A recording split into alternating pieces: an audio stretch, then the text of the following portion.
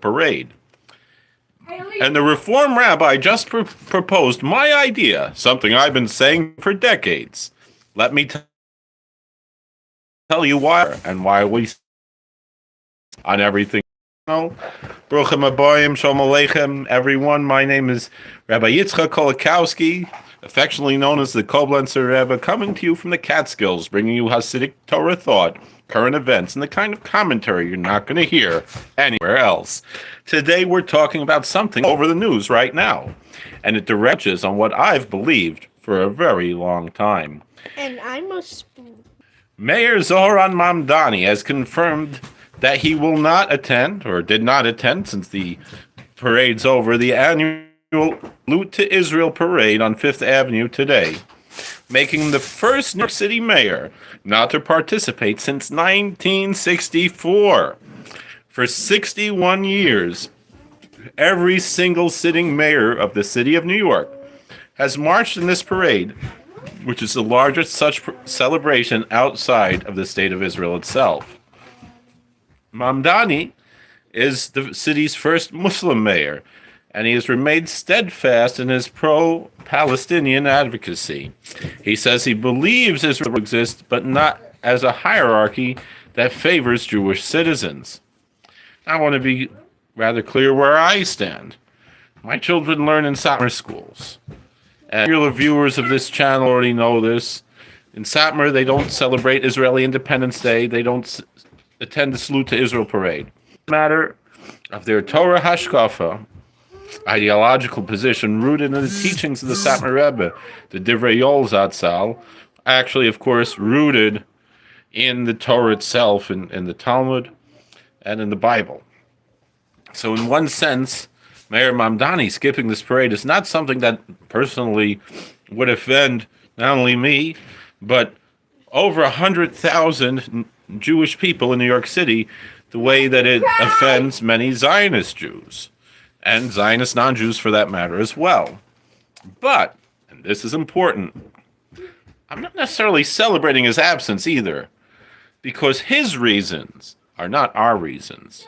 His reasons come from a place of hostility. Our reasons come from a place of Torah. Now, here's where it gets very interesting. This controversy has sparked a broader debate about the nature of the parade itself. Excuse me, within the JTA, Rabbi Jill Jacobs, the CEO of TRUA, the Rabbinic Call for Human Rights, raised the question of what kind of celebration New York City actually needs. Rabbi Jacobs asks, what if, instead, we organized a Jewish heritage parade that showed off the full vibrancy and diversity of New York Jewish communities? She envisions bands performing in Hebrew, Yiddish, Bukharian, Judeo-Arabic, Ladino, Jehuri, and English, playing the cymbal, the oud, the tambourine, and the karar. Persian singers ululating while cantors on guitar strings lead camp songs. Marchers wearing traditional Jewish dress from Georgia, Greece, India, Syria. Demonstrations of Israeli dance, simcha dancing, and Yemenite step. She even imagines a Jewish museum float with a giant paper-mache Chagall figures, a Folksbiene float featuring Yiddish theater, and booths where you could learn Hebrew calligraphy or study a piece of the Talmud. Now I want to say something that might surprise you. I have been saying this for decades. Long before Rabbi Jacobs wrote this piece, long before this controversy, I have argued that what New York Jewry needs is not a political parade celebrating a government of a foreign country, but a cultural and spiritual celebration of the Jewish people in all its magnificent diversity. Ashkenazim, Sephardim, Hasidim, Mizrahim, Litvakis, modern, everybody, the Yiddish-speaking world, the Ladino-speaking world, in the shuls of Crown Heights, Williamsburg, Borough Park, and Lower East Side. A parade that says, we are Am Yisrael. We're a people with 3,000 years of history, Torah, music, art, food, and language, and we are here. Now, do Rabbi Jacobs and I agree on everything? Absolutely not. She runs Teruah, which takes positions on Israel and the so-called self-proclaimed Palestinians, as well as many other positions that are diametrically opposed to Haredi Hashkofa. Her motivations for this proposal and mine come from entirely different places. But on this specific idea, on replacing a political parade with a Jewish heritage celebration, or maybe even better, a celebration of Torah itself, she's right. And I've been thinking this for a long time. The Holy Satmar Rebbe taught us that the Jewish people's strength and survival does not come from political power or military might. It comes from the Torah, from our identity as a holy nation set apart. Loi b'chayil v'loi b'koyach ki im beruchi, amar Hashem. The prophet Zechariah says, not by an army and not by might, but by my spirit, saith the Lord. A parade celebrating a government is a parade about politics. A parade celebrating Jewish heritage is a parade about who we are. Which one do you think connects more Jews, including non-Jews who are curious about our world, to something real and lasting? If this video resonated with you, whether you're Jewish or not, Hasidic, secular, or just curious, please like, share, and subscribe. Hit the bell notification button so you don't miss any future videos. And I want to hear from you. Do you think New York should replace the Salute to Israel parade with a Jewish heritage parade? Or perhaps even a Salute to Torah parade, which would of course be much greater and in a way more universal? Tell me in the comments below. You can find my channel here at youtube.com/@Rabbi Kolakowski. You can follow me on X, otherwise known as twitter.com, @Rabbi Kolakowski. And also follow me on Facebook, Koblentzer Rebbe. All right, this was a live stream. So Catnip asks, are you real or just like cosplaying? You have to decide. You can watch the rest of my channel and try to figure it out. I want to look at the one here. BR9377 says the comment section, this one is going to be wild. I wish you the best of luck, sir. I don't know why someone is calling me Chuck Norris. And Jay-Z, I'm not sure what that's about. And Brit as up Mosna said hi, and so I'm saying hi back and to everyone else. And Mick Twist 42, of course. It wouldn't be a YouTube comment section. Hi, Yisrael Simcha, Shalom. Thank you for watching. It wouldn't be a YouTube comment section on a Jewish video without either what we're missing on our bingo card is a Free Palestine remark, even though this. But McTwist asks, what is Isaiah 53 about? I actually have a video. It was a live stream I did about a year ago. You can look on my channel where I actually go through the classical Jewish commentaries on the last verses of Isaiah 52 and Isaiah 53, if you're genuinely curious about that, and you can look it up on the channel. McTwist, who is that near picture? Is that Ted Roosevelt or is that the Amazing Colossal Man? I can't see very well. Lewis Jones says, I would call it the rise against Palestine. You see, I don't know what that means. I'm neither pro-Israeli nor pro-Palestinian. I'm pro-American. I'm an American. And the question I guess I have to all those who support Palestinian nationalism, did anyone have an issue? Did you have an issue when Gaza was under Egyptian rule, or when Judea and Samaria, the West Bank of the Jordan River, were under Jordanian rule? If not, so then the people in Gaza are Egyptians, and the people in Judea and Samaria, who the non-Jewish people there, are Jordanians. Why make up a new term Palestinian? That's just something that the communists made up, the Soviets made up as a really a political stunt. Nonetheless, they're human beings with human rights that deserve to be treated with dignity, but also the rules of war. Would anyone question what we did, what America did in Germany during World War I and II, or in Japan during World War II, and so forth. I know nowadays it's somewhat fashionable to question those things as well, but I believe that that's untenable to ask that. Yisrael Simcha says, I love these lives, and may we see the coming of Mashiach right now. I'll give until 11 minutes for any more comments. We appreciate all the comments, and we'll continue with this video. Otherwise, we'll conclude the video today. Thank you all for watching. God bless. Please like, share, and subscribe, comment. We'll see you all later.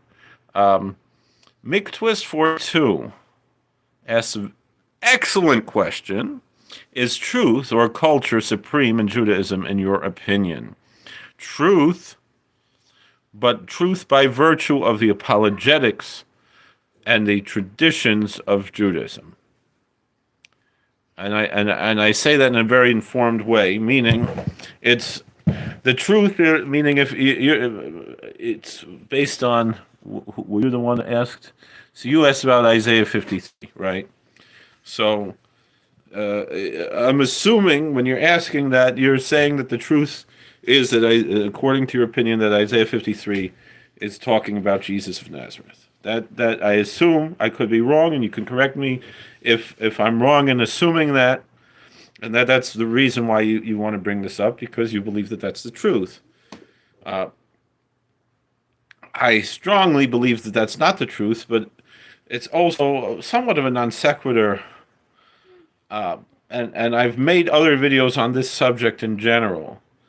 The concept within Judaism and within traditional Christianity, and I think I use that in a formed sense, that traditional Christianity generally means those that claim apostolic succession, like the Roman Catholic, like the Eastern Orthodox, and to a certain extent, although they've deviated much, the Anglican Communion. So those churches have authority, and they have traditions, as opposed to the non-Anglican Protestants that are obsessed with this concept of sola scriptura. Within Judaism, of course, very famously, there were cults that also claimed sola scriptura. In the ancient times were the Sadducees, and that's sad, you see. And more recently, from medieval times and on, and even to a small extent to this day, was another sola scriptura cult, the Karaites. From the Jewish perspective, and I say Jewish in the sense that the Mishnah speaks about the Sadducees, it considers them somewhat outside of the Jewish world. They were not Gentiles, but also not really Jews, because there's really a third category, which are heretics, apostates, of which the Karaites and the Sadducees would be under that rubric, meaning to say that their wine would not be kosher and things like that, various other things because of their heresies. Now, same thing really would apply to the Reform as well, even though this video is about agreeing with a Reform rabbi. So, with that being said, the concept of truth in Judaism is the Masorah that's received. Just like in traditional Christianity, meaning Catholic, Orthodox, and Anglican Christianity, it was the apostolic succession that they claim. We have a Masorah that goes back to Moses, and the fascinating thing is, the Christian Bible attests to this. In Matthew 23:2, even though I do not consider that to be scripture, it says there, he describes in the Pharisees, for they sit in the seat of Moses. Meaning, even though there are some who claim that there was some seat in the synagogue that's called the seat of Moses, I've never heard of anything like that. But rather, the seat of Moses means the traditions that go back that God gave to Moses at Sinai, as opposed to the Sadducees, who do not sit in the seat of Moses. Their claims of sola scriptura are empty and vacuous, similar to in the Protestant churches that focus on this doctrine of sola scriptura, which is also a doctrine of men, by the way. Nowhere in the Bible is sola scriptura taught, including in the Christian Bible. So the meaning that we're saying here is that there's a parable that's given. Apparently, it was a true story. It's presented as a true story in the Talmud. There was a man who came, I believe, to Hillel or to Rabbi Akiva. I think it was Rabbi Akiva. And he says that he wishes to convert to Judaism, but only accept the Bible and not the oral traditions. Meaning he was not accepting the rabbinical traditions. He wanted a sola scriptura Judaism. So Rabbi Akiva told him, all right, let's first learn how to read, right? If you're going to read the Bible, you need to learn how to read. And so he showed him, this is A and this is B. That's today's lesson. Come back tomorrow. The next day, he showed him A and said, this is B, and showed him B and said, this is A. So this prospective convert, he says, wait, Rebbe, yesterday you told me this is A and this is B. Now you tell me this is B, this is A. This is Bay's Aleph, Bay's. So he said, that's why, Rabbi Akiva answered, that's why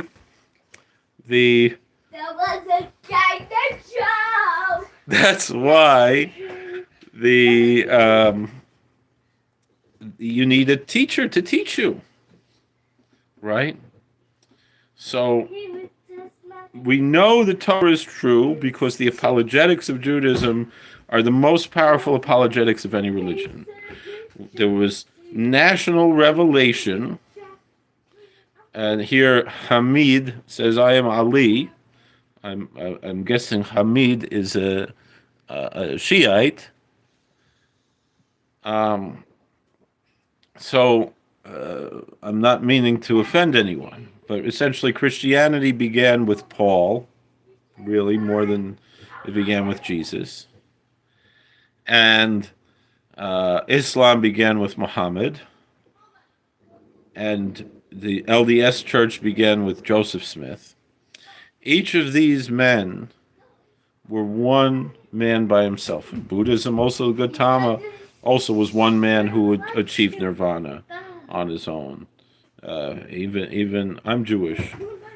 So, however, Judaism, it wasn't merely Moses went up to the mountain and brought back the message.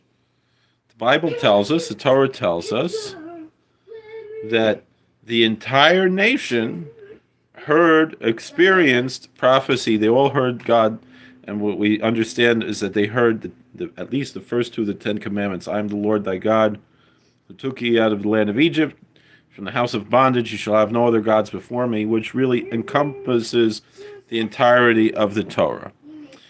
And so therefore, because it was a public national revelation, we know that could not have been made up. And to support, to a certain extent, our apologetic argument, the other religions of the world, as far as Christianity and Islam, are the center of their religions, the origins of their religions, being the Abrahamic religions, but really, in a certain sense, Mosaic religions in that sense as well. But the point is that we know that, meaning there were more people who heard God speak at Sinai than who ever met George Washington in his life. So if you accept that George Washington was a real person who existed, so then all the more so we should accept that God spoke at Sinai. And the Masorah, the only ones who claim a direct Masorah from Sinai, are the Jewish religion. And so that's why it's not culture, but it's tradition that is a tradition of truth. And so truth is what comes first. Really, faith comes first. But we only know that truth through the traditions. Yisrael Simcha once again says, I'll never understand how the non-Orthodox world denies the oral tradition. I am ex-conservative.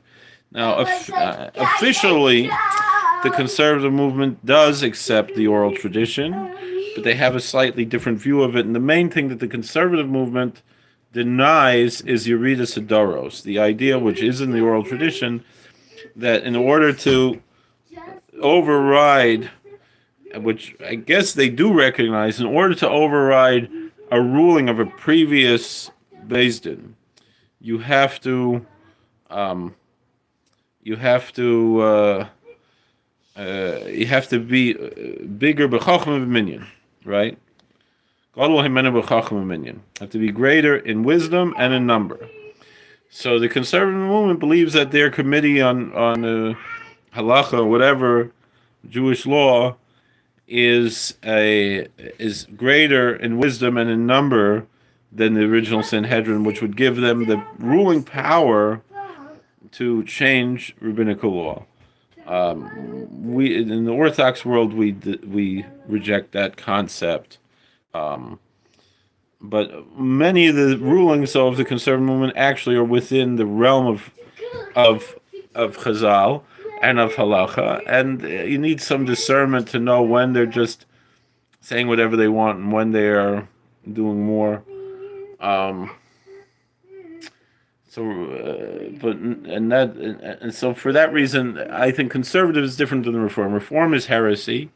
Conservative has a little bit of little orthodoxy within it, but it's gotten worse, over the years, and it depends on which congregation. Robert D3P8P asks, will synagogue ever have the voting and systems of justice Moses had? It will be after the Messiah comes. Captain Homer says Christians are Jews that believe Christ came. That's not exactly true. Meaning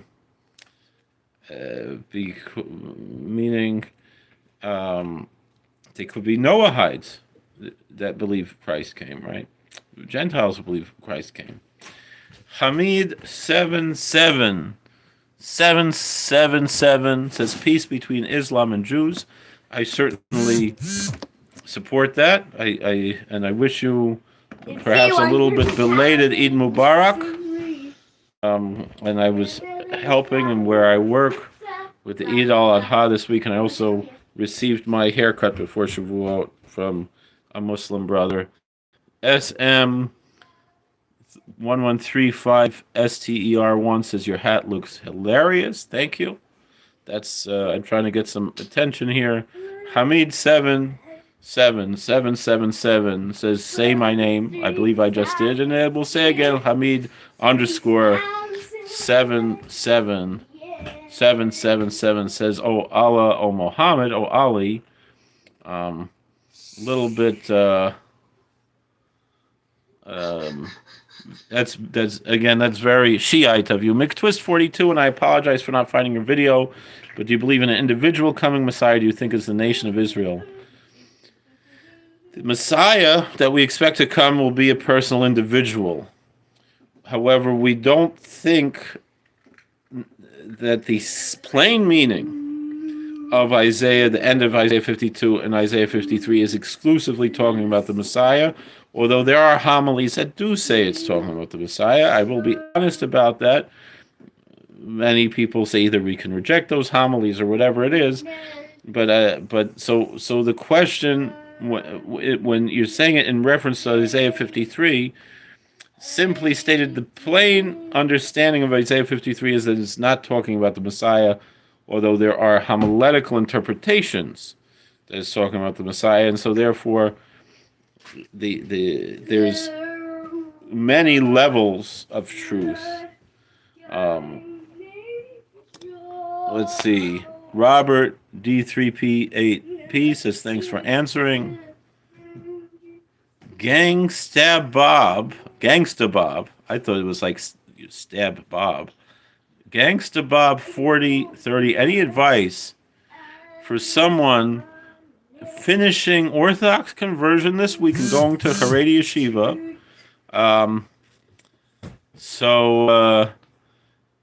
I first wish you Mazel Tov.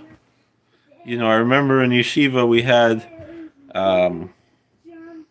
some boys who were learning in Yeshiva, before their conversion, and they converted while in yeshiva. And there was one boy, a friend of mine, who's a Hamish guy.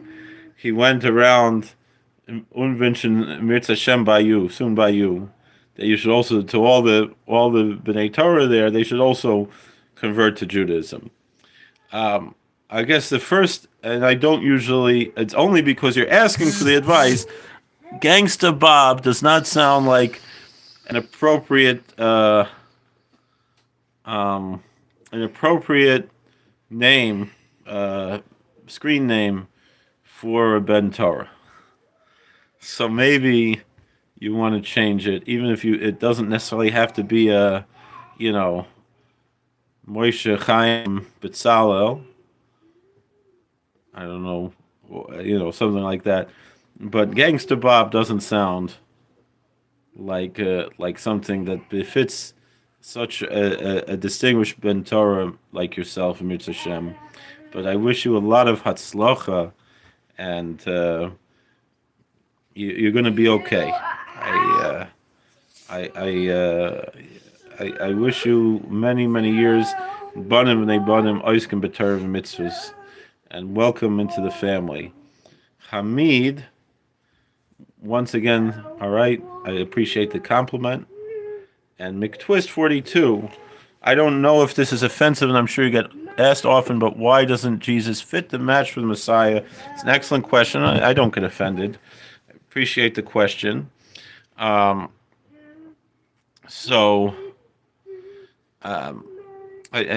was actually, I was interviewed by Father, what's his name, the very controversial Anglican, now he's Catholic, something, Father Gedenknisht. I was interviewed on his channel. He asked the question, and the answer is very simple. What's that priest's name? Father Calvin Robinson, right? He interviewed me on his podcast last year, probably. And he asked a question, and I believe I gave a good answer, was that no one's the Messiah until they're the Messiah. Meaning, in Christianity, especially missionaries will point out, they'll say there are 300 verses in what Christians call the Old Testament that are evidence of Jesus being the Messiah, and they might even say more than evidence, they prove it, whatever. Many of those are not talking about the Messiah at all, but all of those, meaning you go through all 300, many of them are just not even really good connections at all. But you go through and there's different, minyan mitzvahs of how they count that. But essentially, the famous one, for example, is in Micah, that it seems to indicate from Micah that the Messiah has to be born in Bethlehem, right? Now, did anybody else ever be born in Bethlehem? Of course, I'm sure there must be a hospital in Bethlehem today where people. I never looked it up. I only visited Bethlehem twice, Kever Rachel, to Rachel's tomb. But Bethlehem, people are born in Bethlehem all the time. They can't all be the Messiah. So first of all, that verse in Micah is not talking about the Messiah being born in Bethlehem. It's that he comes from the line of David that comes from Bethlehem. And all of those are like that. As opposed to the things that the Messiah has to do. All of those, Christians say, all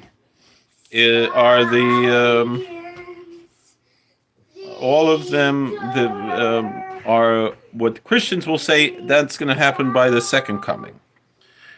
So I remember Rabbi Bar Tzadok, Sol Gesund Sein, who is someone who I respect very highly, and I've been worthy to speak to once or twice. More than that, maybe 3-4 times. So people know him on the History Channel, and he has the Kosher Torah YouTube channel and the website. And he was on a show that I remember back in the 90s called Ancient Prophecies. It was on network television. I think it was on NBC. And I remember when it was on. I don't remember even watching the whole thing, but it was a very famous TV special in the 1990s. I think it was 1994, so I've been 10 years old. So,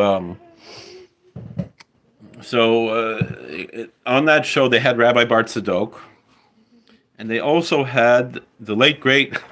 You'll know the reference. Hal Lindsey passed away recently, who was the author of the late great Planet Earth. So that's why I say the late great Hal Lindsey. So Dr. Lindsey tried to convert Rabbi Bart Tzadok, right? As is the style. So Rabbi Bart Tzadok answered, I don't care if I'm right or if you're right, as long as when it happens, we can both go and hold hands and say, blessed is he who came in the name of the Lord, who comes in the name of the Lord. And that's the concept really that we have here, is that that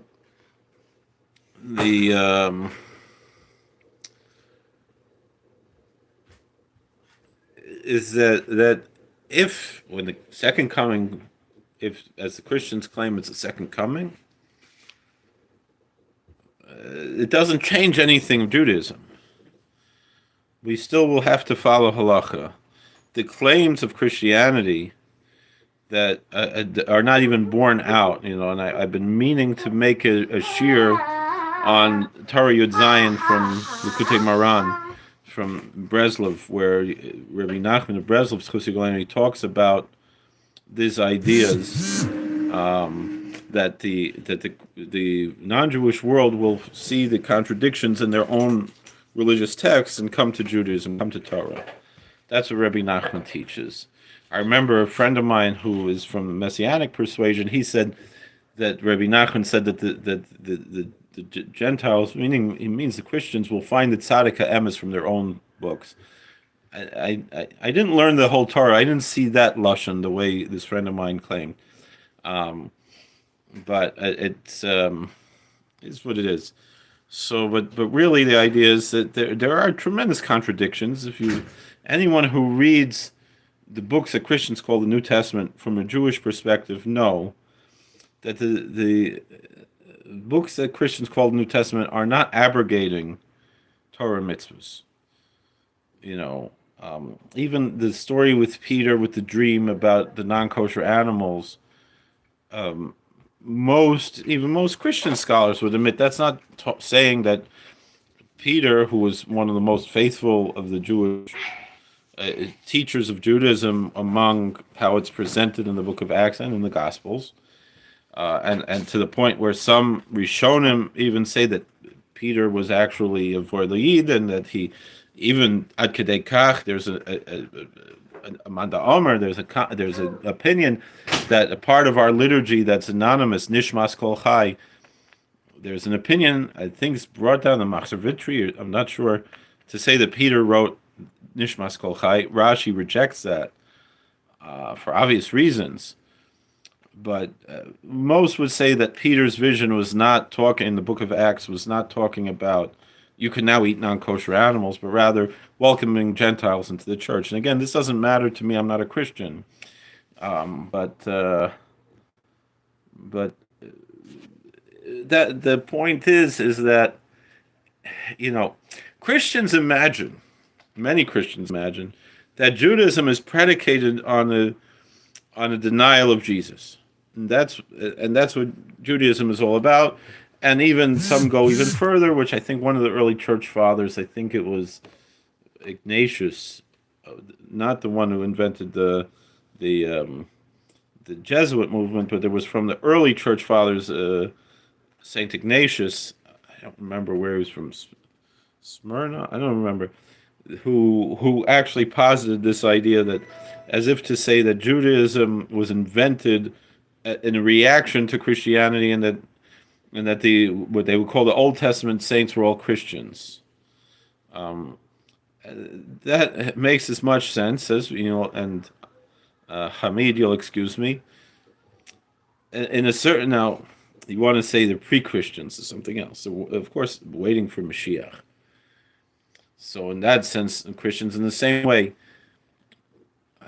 many Muslims will tell you that the Jewish and Christian prophets were Muslims, right? But an imam, Imam, wie soll heißt er? I'm trying to remember, from Richmond. He's become very prominent. Um, he taught us when I was Rav in Richmond. It was that what's it? Amanet, Amar Amanet, Imam Amar Amanet. He told us that when it's classically said that the Jewish and Christian prophets were Muslim, doesn't mean their religion. It means that they submitted to God, right? And I would even go so far as to say, like how there's a word Catholic with a capital C, meaning the Roman Catholic Church and other Catholic churches, and then there's a word Catholic lowercase c, which means universal.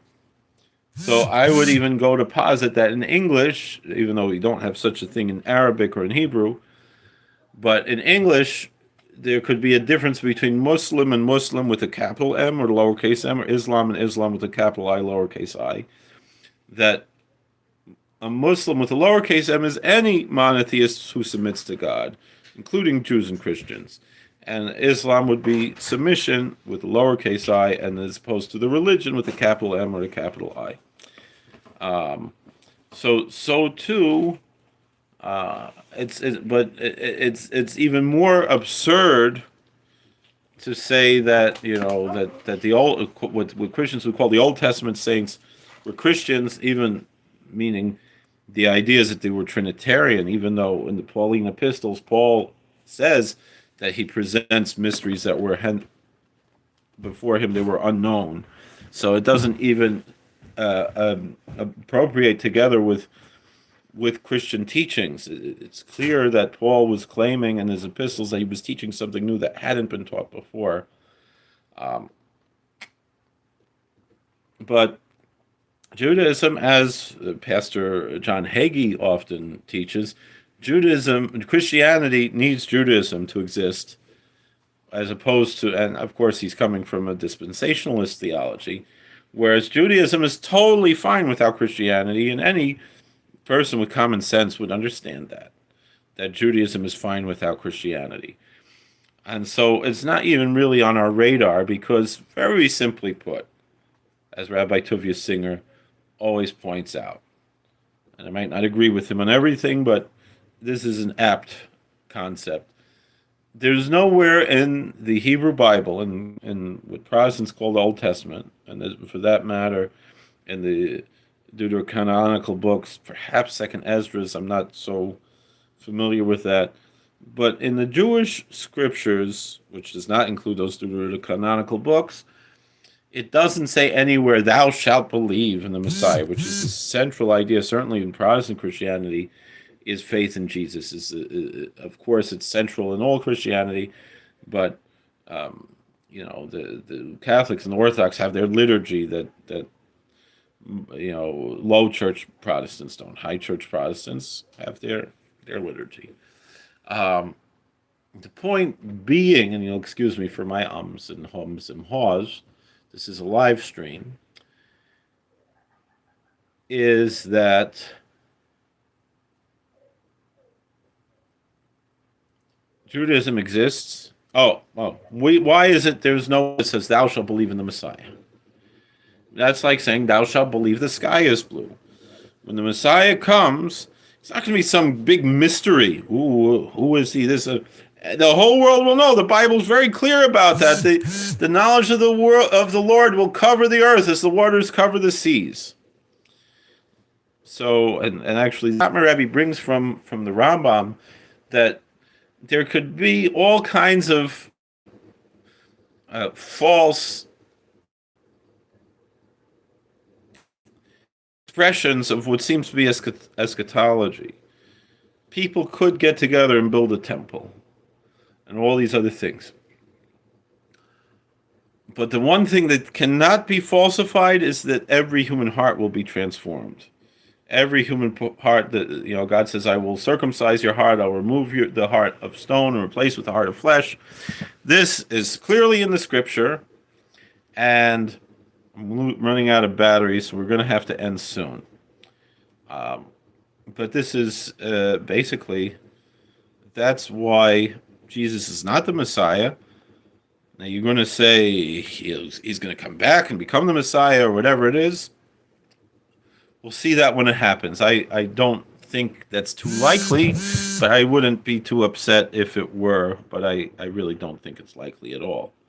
But until that time, nobody's the Messiah until they're Messiah, whether it's the Lubavitcher Rebbe, whether it's Jesus, whether it's Shabtai Tzvi, whether anybody else. Shabtai Tzvi, unequivocally, because he has Say Yimach Shemo, it's not going to be him. But whoever it is, most likely it's someone who's alive now, or at least who's Becheskes Mashiach, like Chizkiyahu HaMelech, like King Hezekiah, would have been the Messiah. Every generation has someone who probably would be the Messiah, but nobody's the Messiah until they are the Messiah. Yisrael Simcha asks, always been curious, are you Satmar Rabbi? I guess you want to put in a comma after Satmar. Well, my Zayda's parents came from the town of Satmar. They were not Hasidish. And my children learned in Satmar yeshivas. In Satmar, mach Shabbos for Zichalein. I have a very warm place in mind for Satmar, but I also I identify with the whole Klal Yisrael, but I identify very strongly with Satmar also. Usually I just say I'm just Jewish. So, but one of our rabbis here is Rabbi Yitzchok Zev who was a Talmud of old Satmar Rav, and Rabbi Leibovich Shlita, he always says like this. He says Satmar is just the name of the town where his Rosh Hashiva was Rav. It shouldn't be turned into a Hasidus, into a movement. That's not what Satmar Rav intended, the way that Chabad and Skver and Breslov, Karl and Stolin are. The Hungarians we do things a little differently. Really, it's more classical Ashkenaz, but we daven Sfard and we dress a certain way, which is how people dressed really before the time of the Baal Shem Tov too. Streimel and the Bekesh have nothing to do with the Baal Shem Tov. Gangsta Bob, once again, LOL, for sure I was planning on getting rid of all my secular profiles shortly before Yeshiva. Just don't lose who you are, but it's good to have, in fact, this was what my drush was about this last Shabbos in Shul. This was the first Shul since the Patira of our local Rav in White Lake, and I was discussing, I gave a drush of the Shabbos, and I was discussing Mitzvah Shoiv. I remember when I was in Yeshiva, right? I was talking about this idea because Misha Ross is a sota b'kukula yazar atzmi min. Someone who sees the sota in her state of degradation. I have a video about this, and ein kan mokum harachba. Maybe we'll come back. We'll talk about it later. I have to plug the phone in.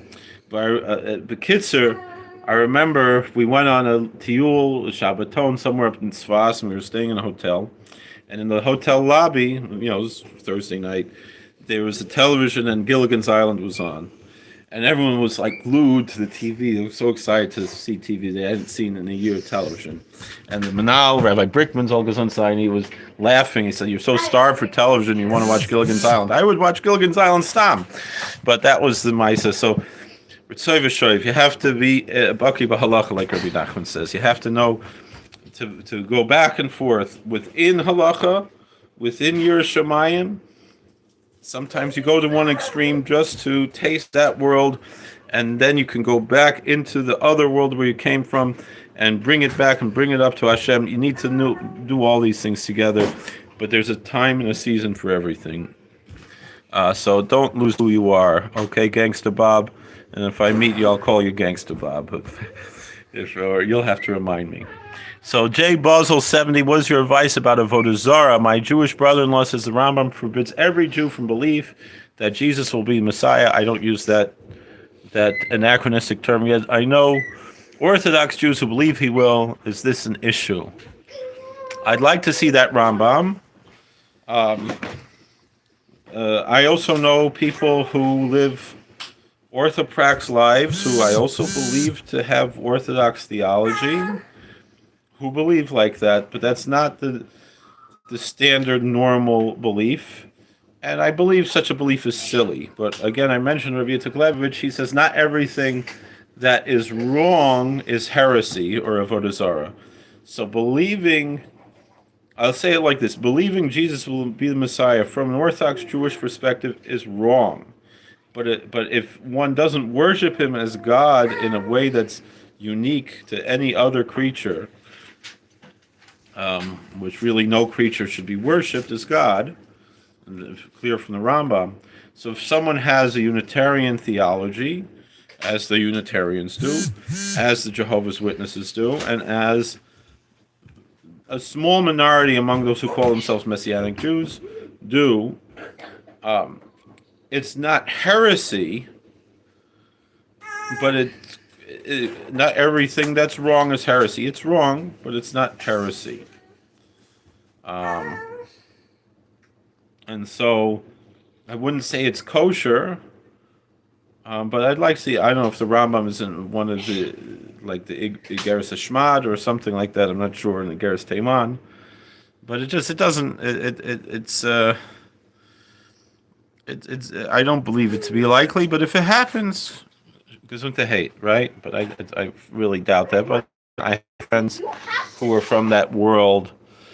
Gangsta Bob, thank you so much. Jay Bozo, I 100% agree. I don't mean to make fun of you. Sorry. Hamid Imam Wados, in Richmond, Virginia. I rabbi in Richmond, Virginia. I believe he's still there. Amar Amonet, I believe is his name.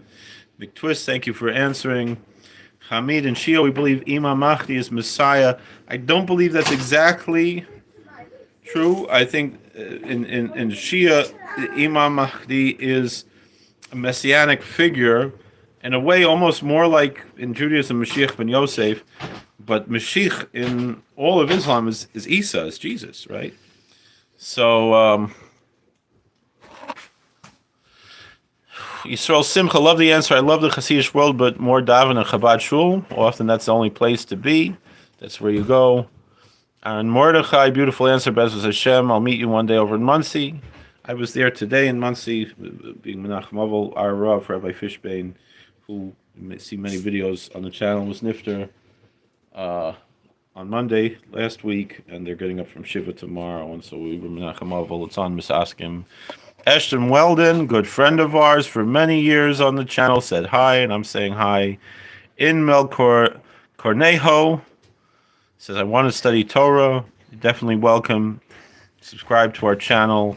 Look at many of our past videos. We have over 6,000 videos, mostly Torah teachings.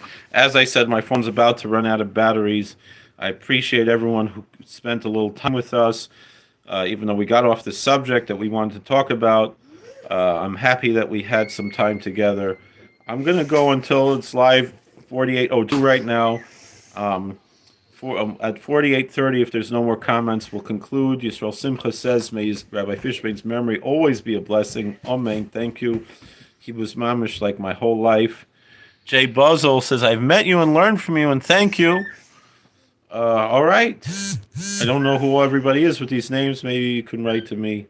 I see what you're saying here. Let me see. Were you the same one who said this is about the Vodazar and the Rambam? Did we meet this week, last week, by the Chasana? Are you from that Chevra over there? We were in the Kehillah there last week. Actually, when there was Nifter, I was by the Chassan Tish Lighter, but I don't know if you don't have to say here. But all right, we'll go again till 49:30 if there's no more comments by then, because again we have to end before we run out of batteries. But thank you for watching. God bless. Please like, share, and subscribe. Comment. And another 15 seconds. Oh, about 2 years ago in the Minneapolis area, the wedding. Okay, so we met by the same chevra. There was another wedding this week from the same chevra that I was also Masar Kedushin, but you were at that wedding 2 years ago, and I visited over there. This is my third time visiting there from that chevra, but very good. So. Inmel Cornejo says, I want to study Torah. I'm from El Salvador. I'm trying to think. I know in Costa Rica, I'm sure in El Salvador, there's also I would say, reach out to either Rabbi, even though they're a little controversial, Mariano Otero and Asher Meza. They have their own ways, or probably a little bit better, Avram Goldstein and Scranton. These are good people to learn from who are fluent in Spanish. Again, we'll give it till 50:30. If there's no more comments, again, we have to close shop for now. Thank you for watching. God bless. Please like, share, and subscribe, comment. It's good to see all of our friends here. And again, I guess we'll give it to 51 minutes. If there's no more comments, just another 18 seconds. But thank you for watching. God bless. Please like, share, and subscribe. David Barnes, a good friend, said hi, and I say hi back, David. Thank you for watching. I'm about to run out of batteries, but you can watch this live stream again, especially if I turn it off before I run out of batteries. In Cornejo, I'd like to go study in Belgium. Belgium, I wouldn't recommend right now. I would, despite everything going on in the world, Yerushalayim is still the best place. If you can go to Or Sameach in Yerushalayim, I think would be a better place for you to study Torah, and maybe get in touch with Jeff Seidel, Rabbi Jeff Seidel. He helps with scholarships and placement and things like that. I believe Seidel, or is it Seidel? I believe it's Jeff, Jeff Seidel, if I'm not mistaken. I believe even it has jeffseidel.com. That would be someone to reach out to for guidance, going to the right places. All right. I remember him already from Yerushalayim, and I still support his work. All right. Thank you for watching. God bless. Please like, share, and subscribe, comment. If you watch this later, put comments. We'll make some more videos. Appreciate it. Maybe there's something in Belgium I don't know, but Belgium is not the easiest place for Gerim Bali Tshuva. There are Gerim there, and it's a difficult, especially with everything going on in the world. It's difficult for Bali Tshuva and Gerim to be matzliach there. It's a very chashuv kehila, but it's not an easy place for newcomers to Judaism. All right, we'll give it another 10 seconds now, and then we'll conclude. All right, love you. Thank you for watching. 5 more seconds, and then we'll shut down. Really this time. All right, we love you. See you later. How do I turn this off? How do I turn this thing off? Okay.